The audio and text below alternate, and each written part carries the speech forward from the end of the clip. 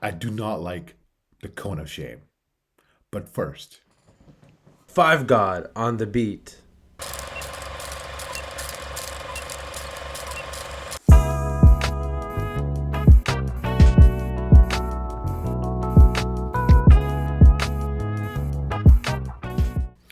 welcome to Pixar Week at the Deep Focus Podcast. As always, I'm your co-host Varun. I'm my boy Murad. We're on our cozy gear today. How you doing, man? Like you said, cozy, Yeah. relaxed. Any other adjective that you can think of that's synonymous with being lazy, that's me today. I'm just chilling. How are you? This is my normal fit, honestly. I'm always in like in a hoodie or shorts or sweats or Yeah. something. That's just me Yeah. every single day. If I could wear this to work, that'd be fantastic. But I'm excited, man. We're talking about Pixar. Like, I don't know what other feelings we could have about this. Growing up with Pixar for our entire lives, like it's. I'm sure this won't be the last time we talk about Pixar. I'm sure you guys heard a lot about Pixar from other platforms if you listen to other media platforms at all or watch anything else. So this stuff won't be the last, won't be the first, but will be definitely our take on it.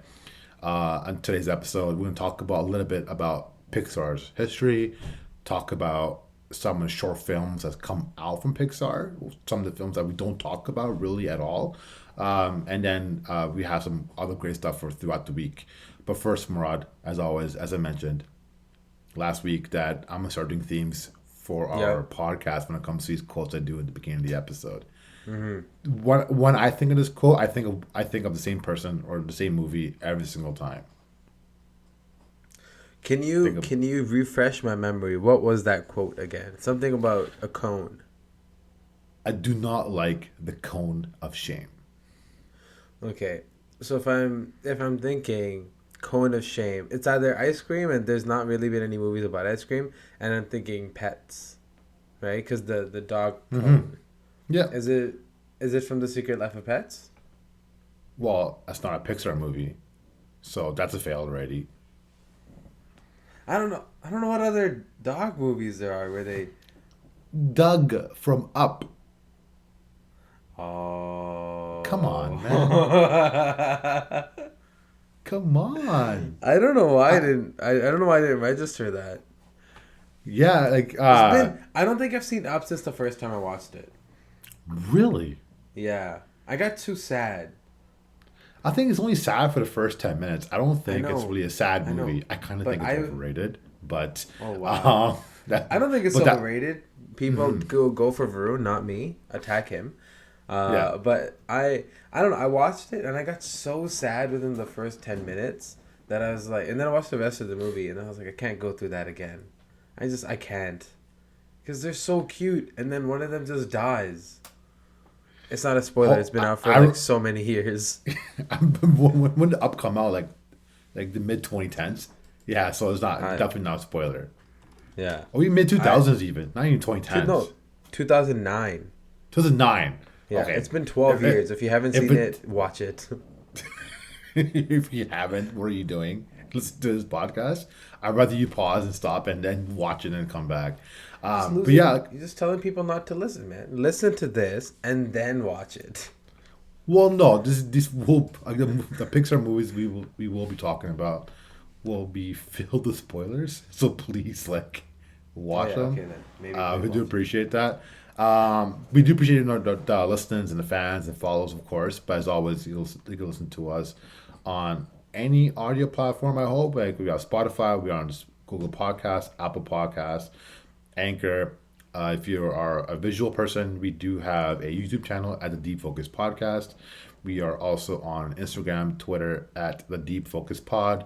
And I'm still trying to do this whole TikTok thing at the Deep Focus Podcast clips, which shockingly I'm getting positive responses for. So I need to do a better job of posting a lot more. So hopefully I get a lot more material out this week for you guys. But I am trying to stay up to date on Instagram and Twitter with all the news and updates that's been happening.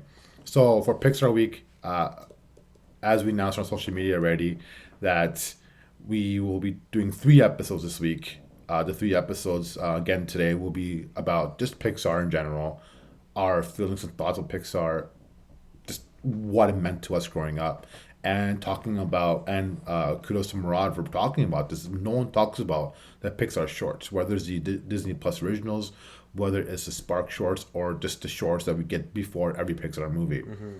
And our second episode will be essentially a two-parter. So that's why the two more episodes for the week is talking about our favorite top 10 Pixar movies of all time.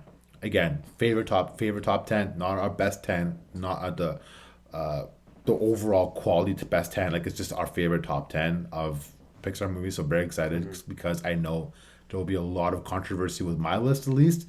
So I don't know if Murad will feel the same way about his. But to get sort of the ball rolling, Murad, when you think of a Pixar movie, when you see a Pixar movie coming out, what is the first thought you get when something comes out or about to be released or gets announced? I Anytime I think of Pixar, I think of movies that are geared for children, but messages for adults. That's how I've always seen it. And you made a great point when you were talking about Soul.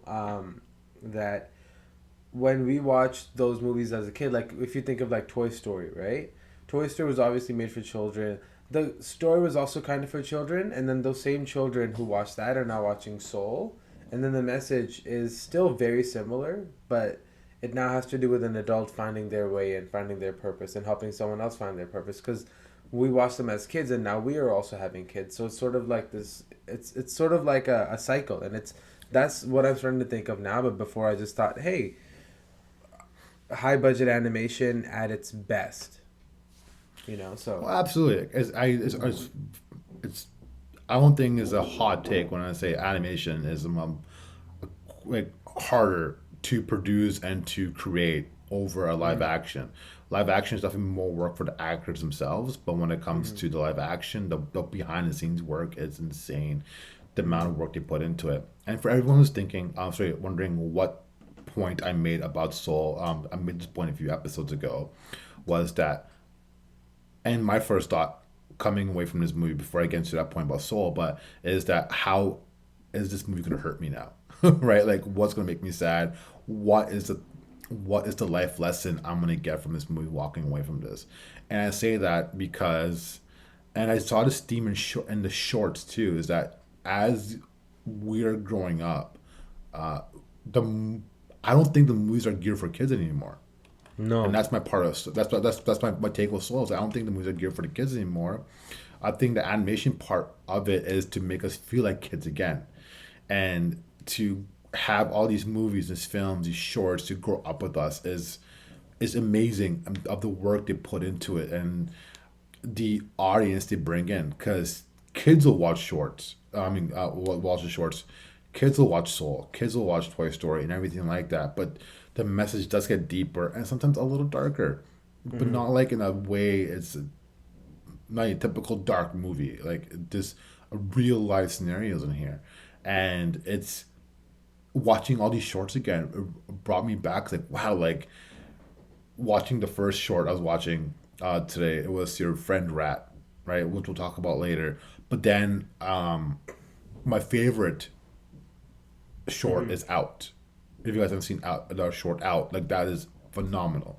So watching all these different ones really shows like how far this company has come.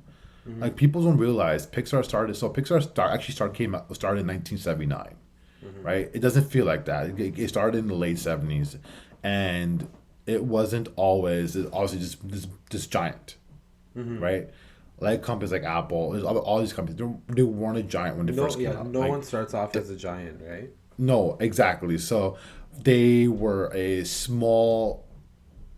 company that was attached to Lucasfilms in 1979. So the Lucasfilm part was called, I think it was called the Graphics Group, a part of Lucasfilm. So the first short came out in 1984. So if you haven't seen that short yet, it is available on Disney Plus. It's called Andre and Wally B, which came out in 1984. It's like I think a minute and a half to 2 minutes. Like, it's very short, but in 1984 to have that sort of animation available in the 80s, it's well ahead of its time. And you see the continuation of growth in the animation with Pixar. They're not settling to where they are. They're continuing to grow as a company when it comes to the storytelling and when it comes to the detail of the animation. Has Pixar been perfect? No. There's a ton of movies I can name that I've not enjoyed, like Planes. I hated it.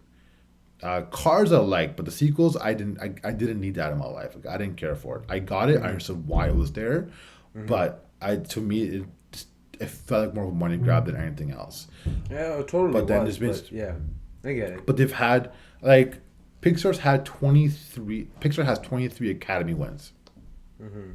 Like, think about that. 21 studio has 23 Academy wins, and it all started with 1995, with the most memorable movie as a child is Toy Story.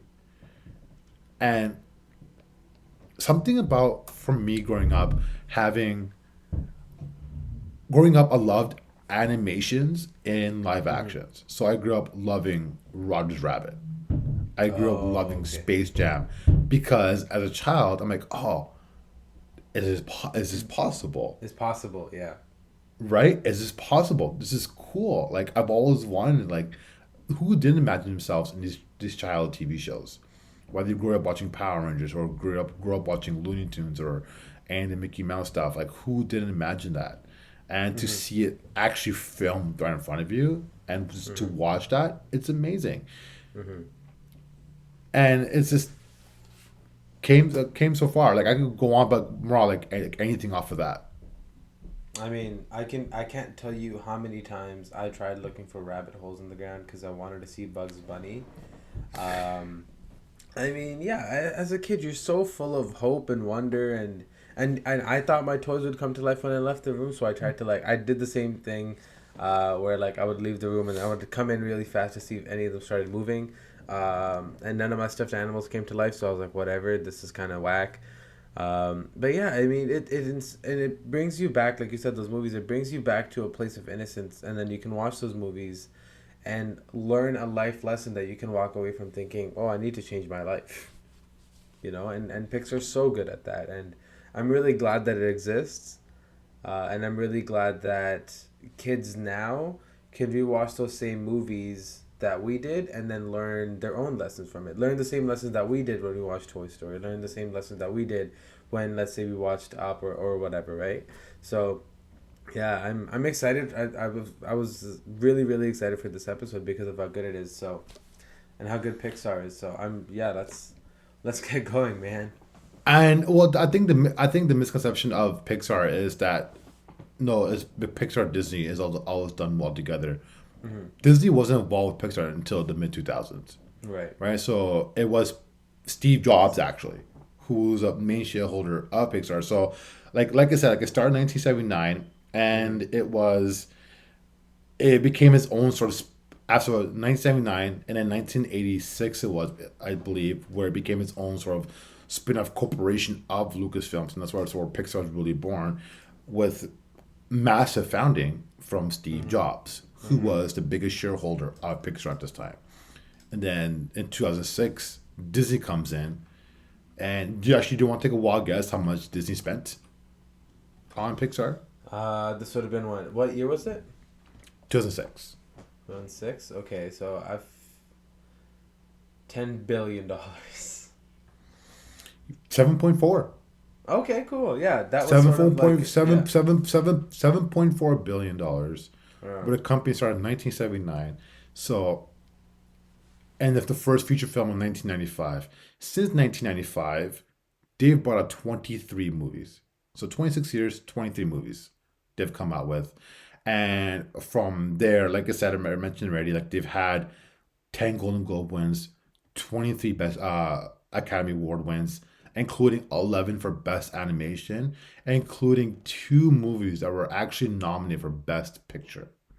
Right? So Up and Toy Story 3 were both nominated for Best Picture. And it was after Toy Story 3 they decided to start Best Yeah. Animation.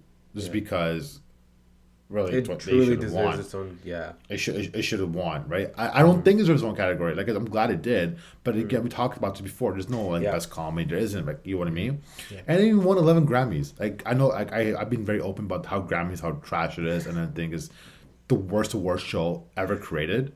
I actually I will PVR the Grammys. I'll skip it just to watch the performances. I don't care who wins.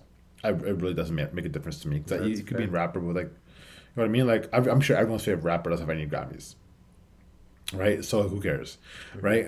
But yeah, but still, like you had the hardware to Hmm. have in the years you've been out. It's been amazing. Hmm. But I'm sure we can talk about the All history day. of Pixar and what it means to us as Hmm. all day long. We're gonna take a short break here. We're gonna come back and talk about some of the short films that we're watching right now on Disney Plus.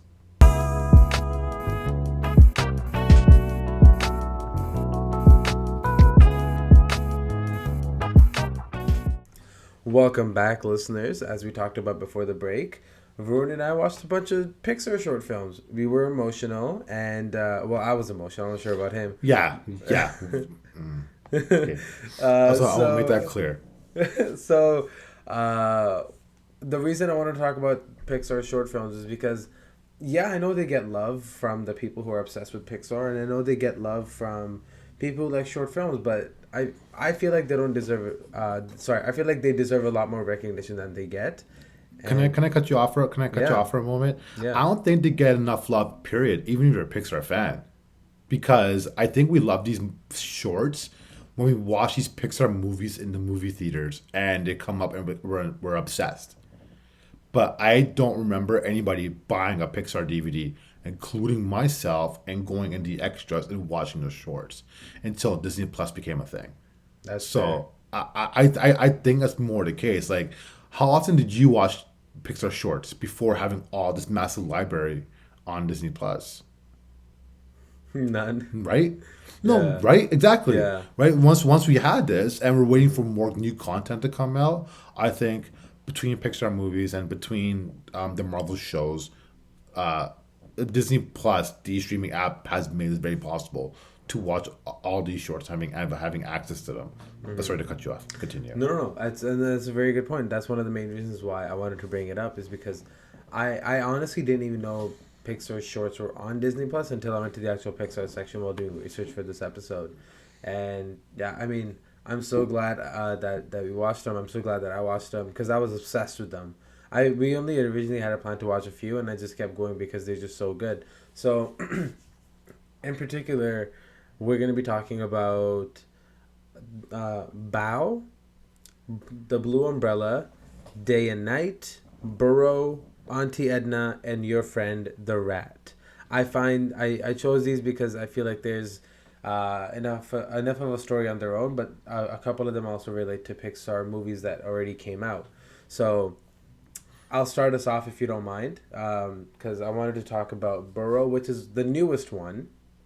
Uh, and one of the things, one of the themes that I find with Pixar shorts is they just they make you so emotional for no reason. Like, of course, there's a reason, but like, I never thought like a bunny trying to burrow and make a house would be so emotional, especially when everyone had those cool houses and the bunny was like so nervous about showing off their house.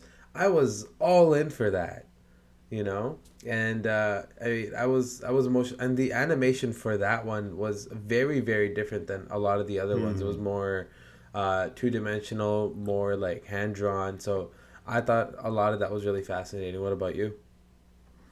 I'm gonna I'll take a little route here. So yeah, like with Burrow, I totally agree with that. Like when the rabbit, she's trying to build her dream home, right? Mm-hmm. And I'm confident that we've all dreamt about making a dream home, and for her to go through struggles of burrowing through these holes and creating these spaces for herself and her family, again, it's a what I mentioned earlier about Pixar growing up with us, and the different route I'm gonna take was like I watch the Pixar, so the Pixar shorts were picked up more out because for the reasons he just mentioned, I watched it in the order of release date, Mm-hmm. to see the growth of that, and I added, and then there's other ones Mm-hmm. I watched in there. I ended up watching maybe double to what you mentioned, just because they're so short, right? They're literally They're so short, short. Yeah. right? Exactly. So I started off with things like Your Friend Rat, and I started with all these different ones, and to see the growth of it from just pure comedy and educational to Mm-hmm. your life every single day and who Mm-hmm. you are as a person, who you're trying to Mm-hmm. accomplish, and Mm-hmm. showing every single day. But yeah, with Burrow, is fantastic. It is a Disney Plus original, so if you haven't seen it, don't be shocked because it was never out in the theaters. It wasn't one of those where it played before a movie. But yeah, I loved it. It was great. It wasn't my favorite ones that the ones you mentioned.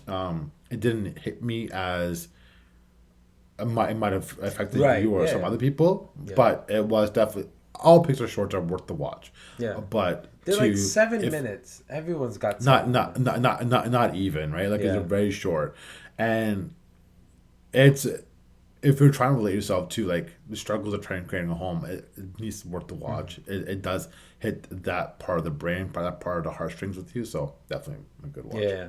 Out of 10, real quick. I know I didn't tell you this, but out of 10. Okay, I'll give it a 7. Okay, makes sense. Like I'll give it a 7, and I think that's really an average score. Like it's only really 2 or maybe 3 I've given like a 9 or 10. Yeah.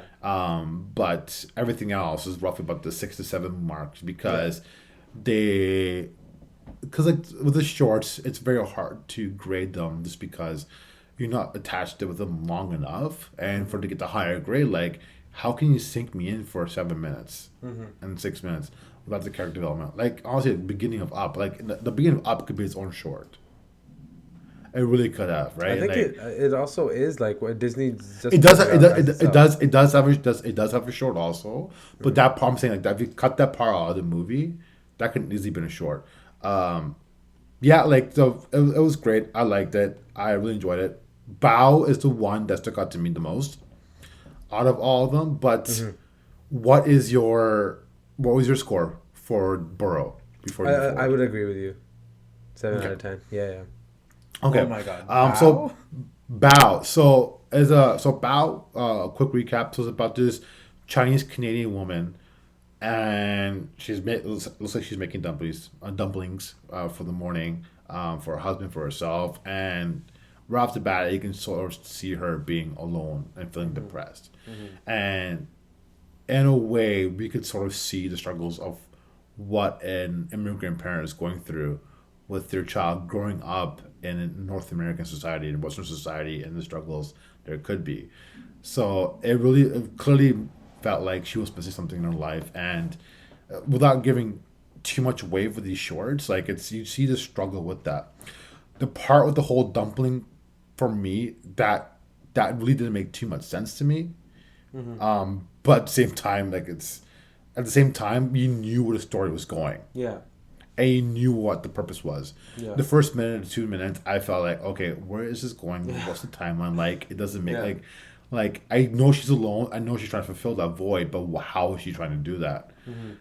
But then it ties again as Pixar as per always ties everything up together at the end, and that was the one movie I give an 8. I would give the higher because I didn't give it a higher just because the dumpling part still didn't make too much sense to me. Yeah, yeah. To me, again, it could be for anyone else, different story. But for me, I didn't get it.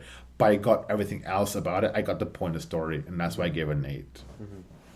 I messaged you literally as soon as I watched it. I was saying why, and this is Yeah, all caps. yeah. Why is a 7 minute short about a mom and a bun making me cry? And that's true. As like for me being an immigrant, and of course knowing how when I started to stray outside of like just my immediate family to hang out with, when I started hanging out with my friends, going to movies and stuff, there was always a bit of like, oh my God, are you gonna be okay? Don't go. Let me, you know. So I understood it from that part because it is very very difficult to see your child start to grow up a little bit, even in the sense of like just wanting to play soccer right outside, let alone going to a movie, let alone like, growing up and just more and more like taking you out of their life.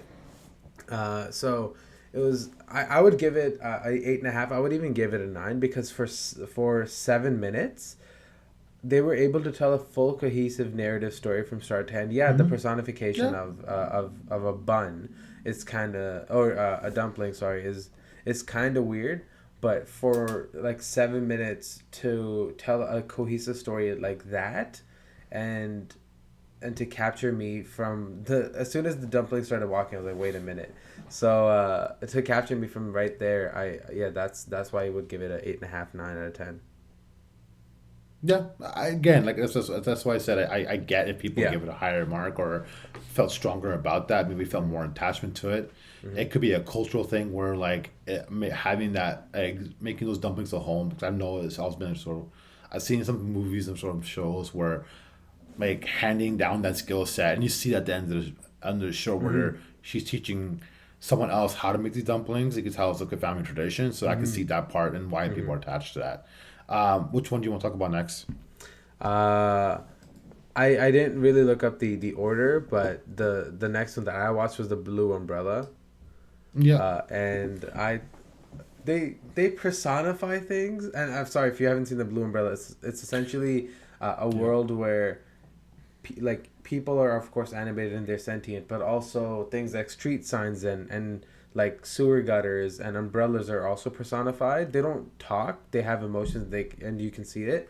um, it's a very short love story about a blue umbrella who falls in love with another umbrella, and it's essentially the story is getting them to meet, and every element that's not a human is trying to get them together, right? From the wind blowing a certain way to like a water pipe bursting and sending the umbrella one way. It's again, it's good narrative storytelling, and it's well done. And I think the reason why I critique these shorts easier is because there's not a lot of room for failure. It's a 7 minute story. You have to throw what's best at it. Do you know what I mean?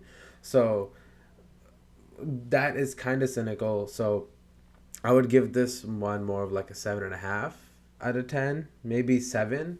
But I mean, for I was still really attached to all of these short films because Hmm. they hook you in really fast. And the animation for this one was also kind of interesting. I'm not sure if you noticed, but there Yeah, was some. the quality of animation was amazing in this one, Mhm. and the details and the emotions, because all these shorts there's no conversation, there's no talking, especially some of Mhm. the newer ones.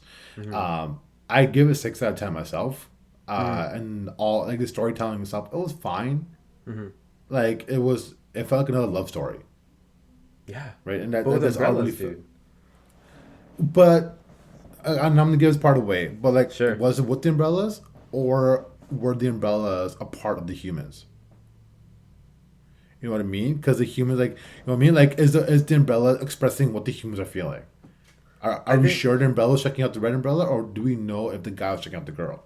Well, And I would say it's the umbrellas and because the guy did not want to follow the umbrella, right? The guy just wanted to keep going his own way, and it's the umbrella that so that's what I'm saying. Like it's these external factors that bring humans together, and we don't even know it, yeah, right? but but like, is he walking away because he's too nervous to go up to her and talk to her? I So don't. his But he never soul, saw his her. attachment of an umbrella, who's trying to reach out to, hey man, like inside you's like, oh, go talk to her, but really Hmm. walking away. Like, but that's the brilliance of it. That's the, you know, Yeah, like, exactly. this is Yeah. all these points I'm making are positive points because you could think way more outside of just the umbrella.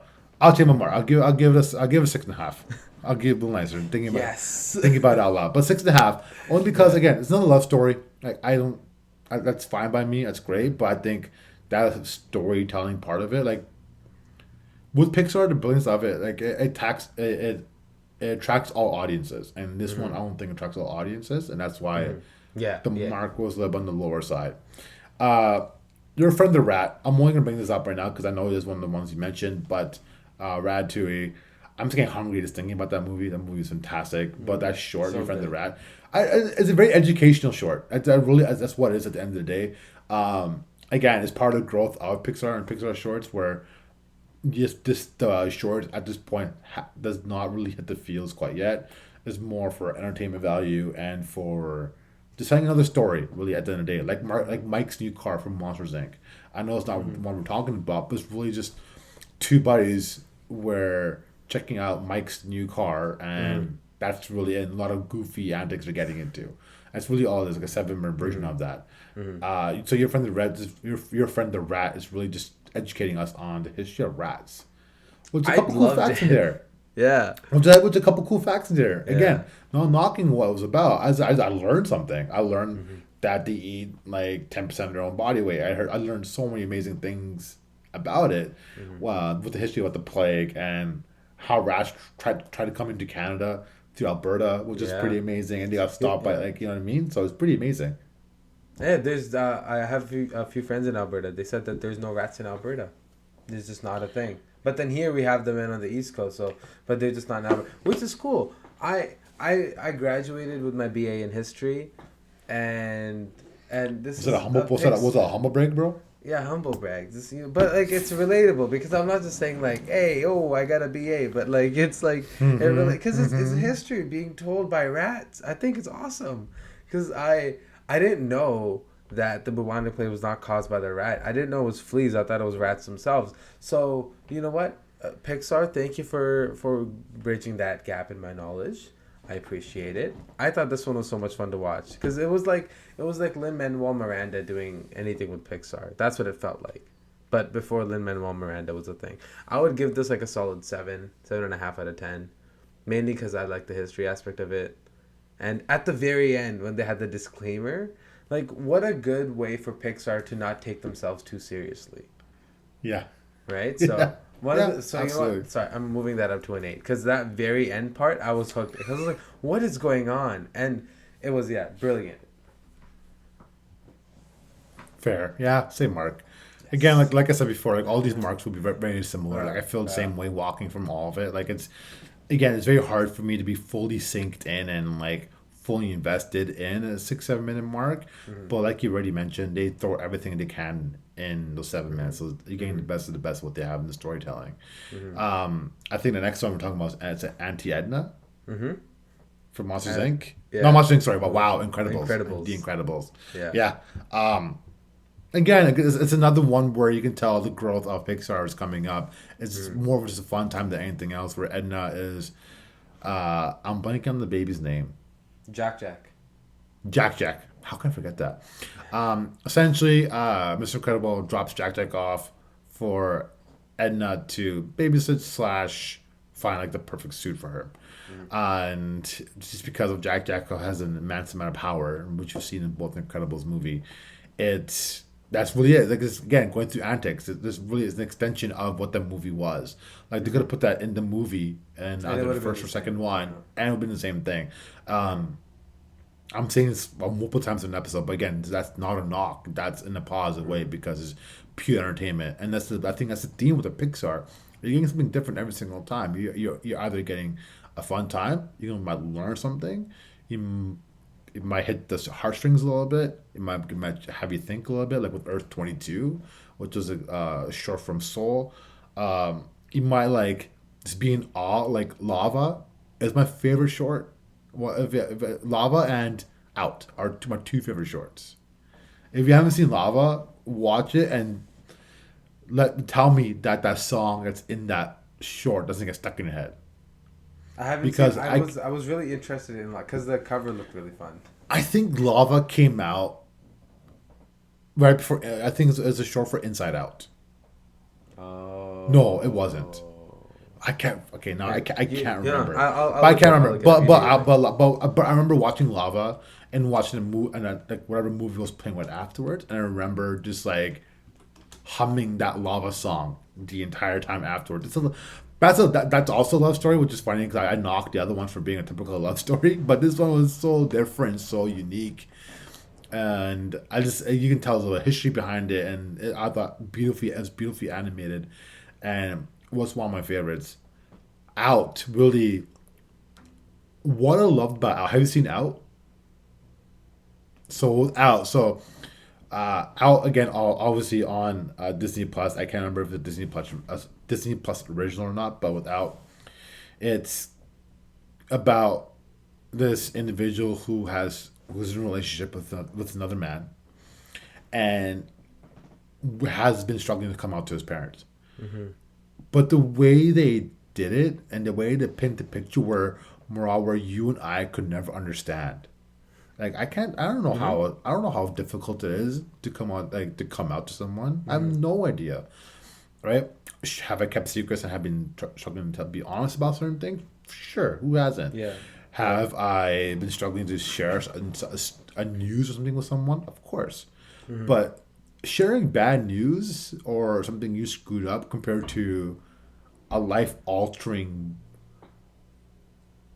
what's the word I'm looking for? Like not something to change, life altering news for Yeah, yourself that can impact it can yeah. impact you and multiple people, and we're still in today's society it's still unfortunately frowned upon from a certain amount of people, right? Like, and it's funny. It's kind of like I'm watching now with during Pride Month, Mm-hmm. where all these great celebrations are happening and continuing to Mm-hmm. happen, and we're going on the history of seeing the struggles where gay rights was where it was to where it's now, and still so much more room to grow.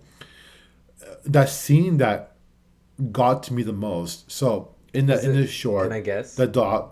Yeah, go ahead. Is it the one where the mom's talking to the dog? No, it's Mm. before that. It's Oh. before that, where so essentially what happens is uh, the individual, forget the character's name, who's trying to come out, wants to come out, struggling to come out, and his boyfriend really wants him to come out so they could finally be open about the relationship, and he has a dog also. So during some Pixar with some Pixar magic, the dog and the individual swap bodies because he said, "Oh, I wish I were you because your life is so much easier." Mm-hmm.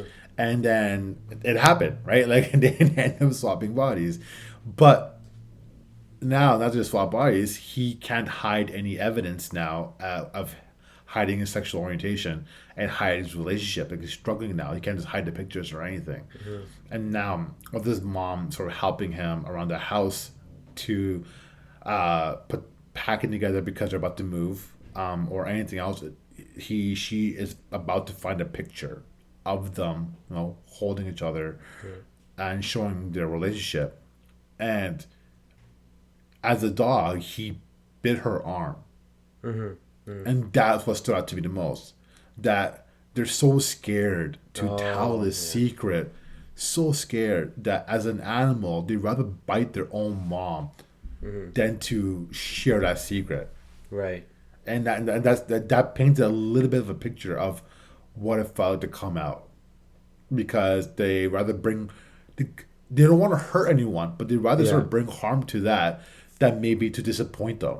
They rather bring Mm-hmm. physical harm than emotional harm because Yeah. they're afraid they won't get accepted, and whether the emotional harm is to protect themselves or protect their family.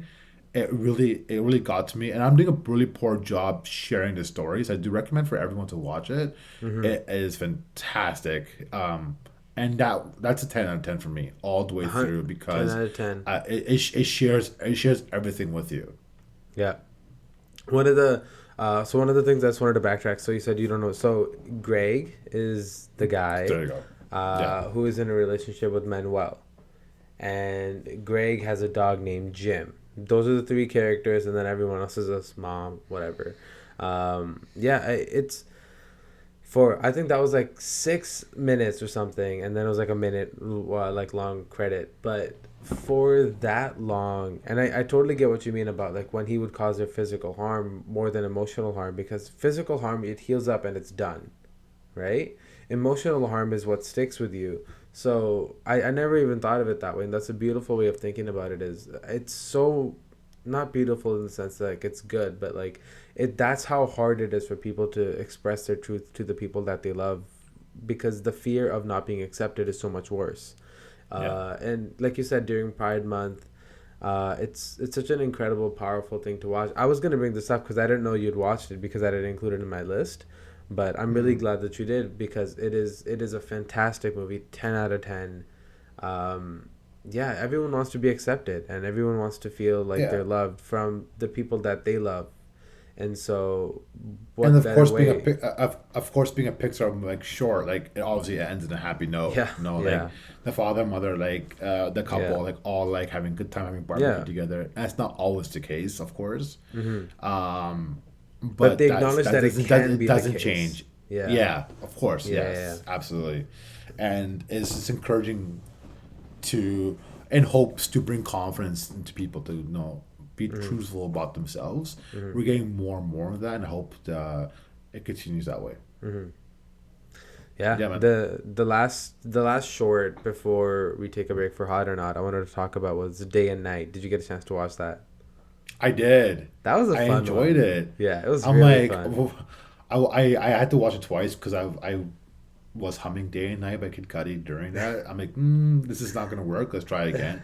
Yeah, what I took away from that was because that's actually the first time I watched that short. Every other short we talked about, I've seen multiple times before. That's the first time I watched okay. that short. Yeah, and to essentially is day versus night. So there's a character representing day and a character representing night, and they're both are I don't say that's like stuck in their ways, and then I don't think they're stuck and in in the beginning, and then eventually like they envy each other when it comes to like there's amazing things happen today. Like the perfect thing, like so Vegas, they're both in Vegas, like in Vegas, Yeah. and in the daytime they're showing off like what Vegas looks like in the daytime, but then at night's like, hey, look at these Vegas lights, it's beautiful. But then there's another scene where like they're at the beach and like at night nothing really happened at the beach, but in the daytime it's a real big party in the It's beach. popping. And then Yeah. it's pop like, right? Like it's beautiful people at the beach. It's people are having a fun time, relaxing, everything. So there are different emotions, different feelings throughout with day and night throughout the short. To of course eventually like, hey, why not enjoy both? That's really I think that's my takeaway from it. It's like that's the story of like of sharing and like and the story of meaning more than what it actually is. And to me, it's part of Pixar's growth, and that's my takeaway. How I thought of it was, yeah, there are personified characters for day and night. I also thought this one would have been the hardest to animate, because of how Absolutely. incredible it was and how precise everything was. However, my takeaway was, let's say if you're talking to someone and you're very opinionated, so are they. It's hard to find common ground, right? And then oftentimes it also feels like the grass is always greener on the other side. But when you take both of these things together as a whole, it doesn't matter. Like, it doesn't matter if it's day or night. All of these things have to happen with people for us to all coexist together, and for everything to sort of transition from one thing to another, right? So that's how I was looking at it. Which, I mean, like you said, there's multiple ways of looking at it. None of them are bad, and that's what Pixar is, right? This one I adored mainly for the technical expertise of this one more than anyone else, because of how difficult this one seemed to me to do, right? And to have sound design and animation design come together so well. And this was a while back. I think this one was like 2007 or 8. Like, this one was not recent. And so I was blown away by this. This one, technically, just for that, I would give it an 8 out of 10. The story was fun. It was a fun watch because there was a lot of fast paced action. If it was just story, I would say like 6. But the actual animation and the technical side of me loved the 7 and loved it so much that I would give it a 7.5 or 8. Yeah, I'll give it a 6 or 7. I could argue either way, right? Yeah. As mentioned 100 times already today, this is not a repeat. This podcast isn't broken. All the movies, all the shorts, I give it on the same mark because the different impact we get. But the point of this segment isn't to like what to watch or what not to watch. We recommend watching every single of these shorts. I'm sure you watch like 6 an hour. People already binging Netflix like TV series, and we're watching like movie series, things like that. Please do us a favor and watch these Pixar shorts. Yeah. I personally recommend watching them in the order of release dates, so you watch the growth of Pixar. So you watch the messages from each one as time passes, and watch not only just the ones from the movies you watch and related to. Watch all of them. And I really recommend watching them. But that's it. That's the whole point. That is the first. That is the first episode of Pixar. This episode isn't over yet. We'll be back after a quick break and to wrap it up with Hot or Not.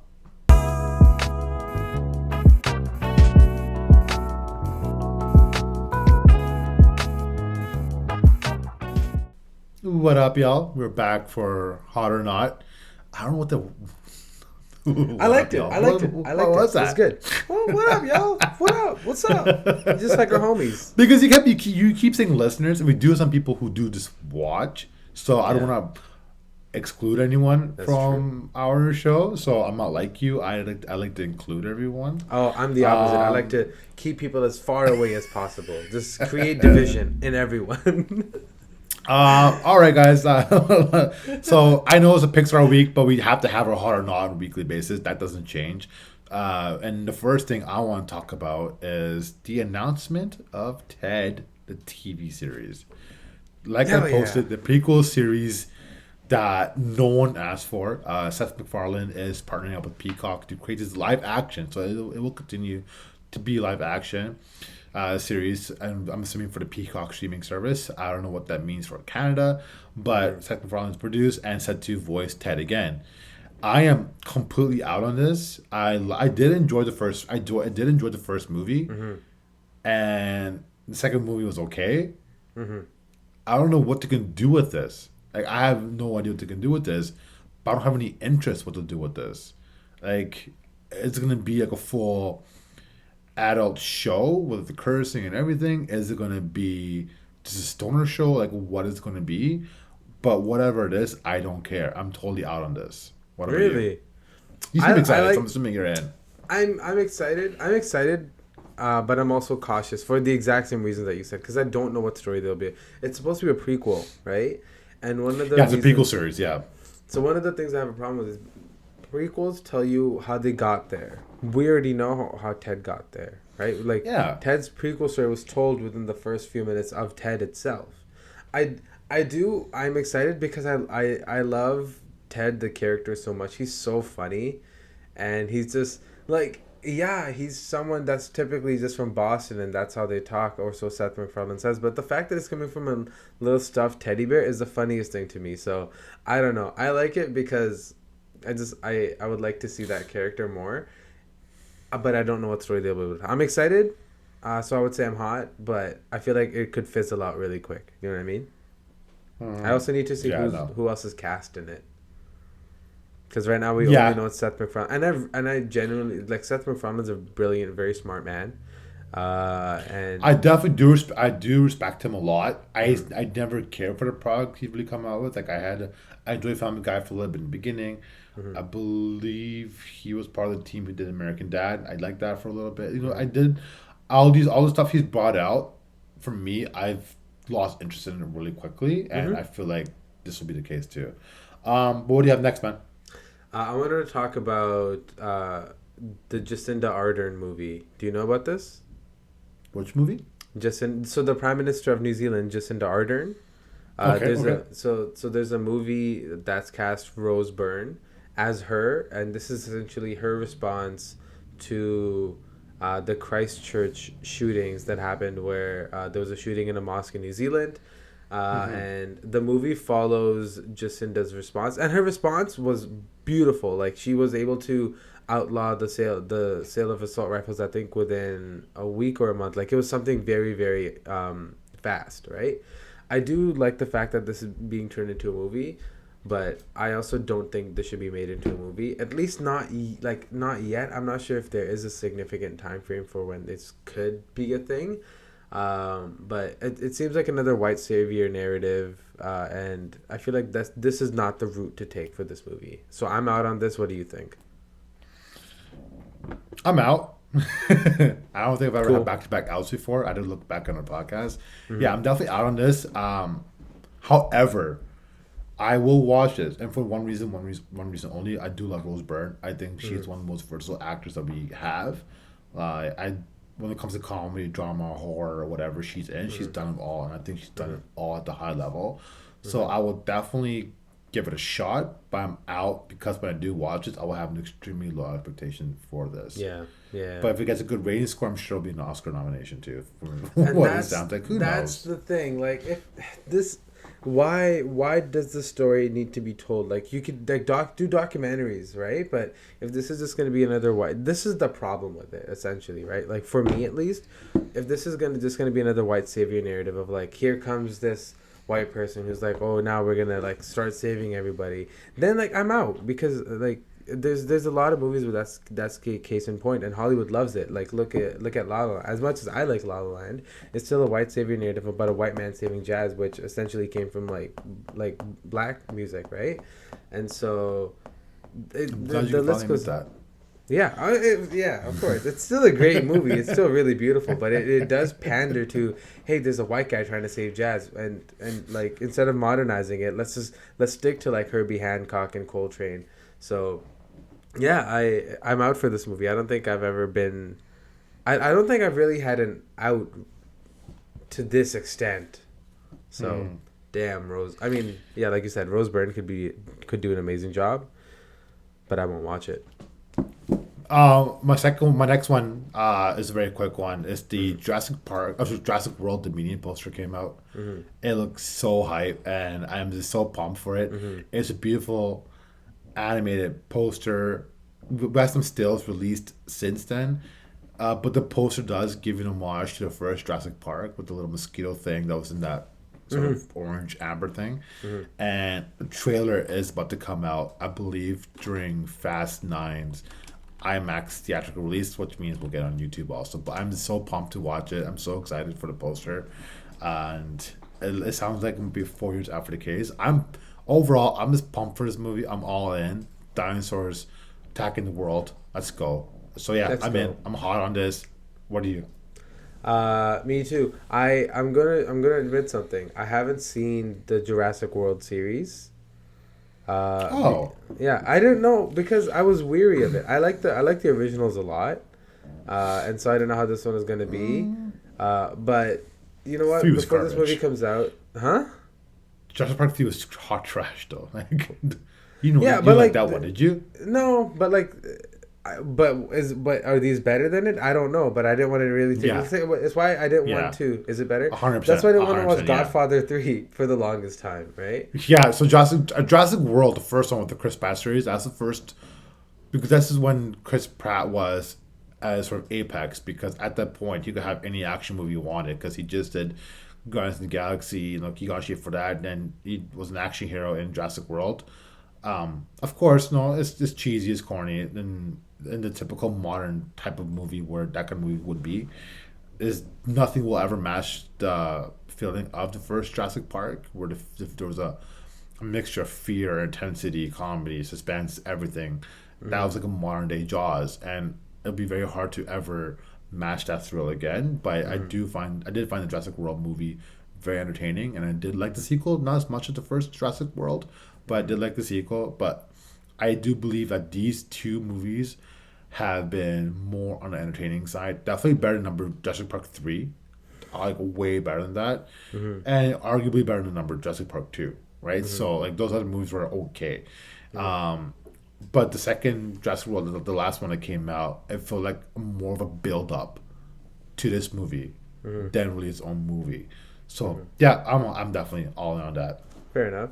If I knew more, I would be able to give you a proper response. I did want to bring in one more thing, Varun, just before we sign off.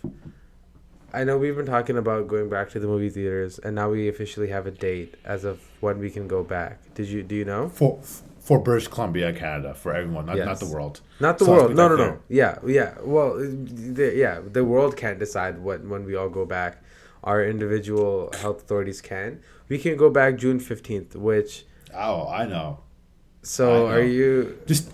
I am. I told my wife this. I am completely under the theory where Universal did this for Fast and there's a purpose we watch Fast 9. I feel like it was meant for. Like, I was worried about that. I wasn't able to watch any the Fast 9 in theaters because I watched every single one on opening night in theaters, and I wanted the tradition to continue many years later.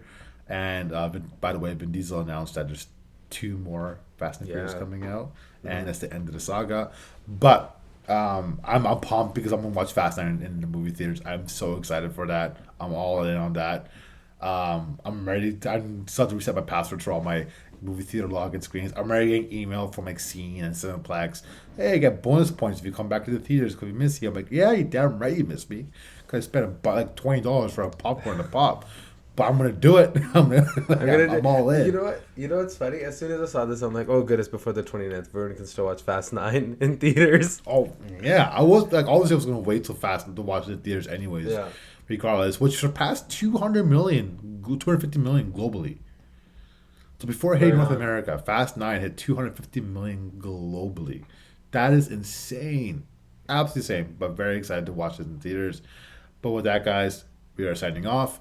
We'll be back on Thursday with part one of our favorite top 10 Pixar movies. Catch you guys in the Flippy Flop. Peace out.